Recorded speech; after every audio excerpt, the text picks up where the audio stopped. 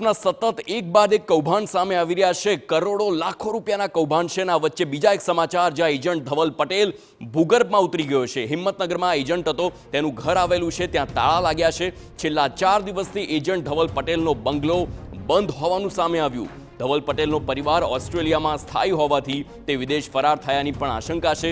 ધવલ પટેલ છેલ્લા 5 દિવસથી તેની લેબોરેટરીમાં પણ હાજર નથી થયો અને હવે તેની પણ તપાસ હાથ ધરવામાં આવી છે, પરંતુ આશંકા છે કે તે ઓસ્ટ્રેલિયા ભાગી ગયો હોઈ શકે છે। તો બીઝેડના એજન્ટ ધવલ પટેલ અંગે વધુ ખુલાસા થયા। ધવલ પટેલની હિંમતનગરમાં એક લેબ ચાલી રહી છે। અક્ષર લેબોરેટરીનો માલિક નીકળ્યો છે આ ધવલ પટેલ। ધવલ પટેલ ઓસ્ટ્રેલિયાના PR વિઝા પણ ધરાવે છે અને ગુજરાતના ડોક્ટર્સનું બીઝેડમાં મોટા પાયે રોકાણ કરાવ્યાની પણ આશંકા છે। અંદાજે 200 થી 250 કરોડનું રોકાણ કરાવ્યાની શંકા છે। એજન્ટ ધવલ પટેલ ગાયબ થતા રોકાણકારો ચિંતામાં મુકાયા છે। ભૂપેન્દ્ર ઝાલા સંચાલિત બીજેડ ગ્રુપમાં જે પ્રકારે 200 થી 250 કરોડનું રોકાણ જે છે તે ગુજરાત અને સાબરકાંઠામાં ખાસ કરીને જે રોકાણ કરાવડાયું છે તે મુખ્ય એજન્ટ પૈકીનો એક એજન્ટ જે છે તે ધવલ પટેલ નામનો આ શખ્સ હતો। જે ધવલ પટેલનું આ મકાન છે, ધવલ પટેલ જે છે તે એવા પોશ વિસ્તારમાં રહેતો હતો કે તેની પાસમાં જ જે પેલેસ જે છે તે પેલેસ આવેલો છે। હિંમતનગરનો ખૂબ જ જાણીતી આ જગ્યા છે। આ પેલેસની બાજુમાં જ તેનો આ બંગલો જે છે તે વિશાળ બંગલો આ પોશ એરિયાની અંદર આવેલો છે।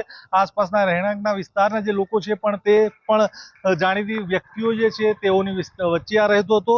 જે પ્રકારે જોઈ શકાય છે કે ધવલ પટેલ જે છે તે જ્યારથી CID ક્રાઇમના દરોડાની કાર્યવાહી શરૂ થઈ ત્યારથી તે ગાયબ થઈ ચૂક્યો છે, ભૂગર્ભમાં ઉતરી ચૂક્યો છે।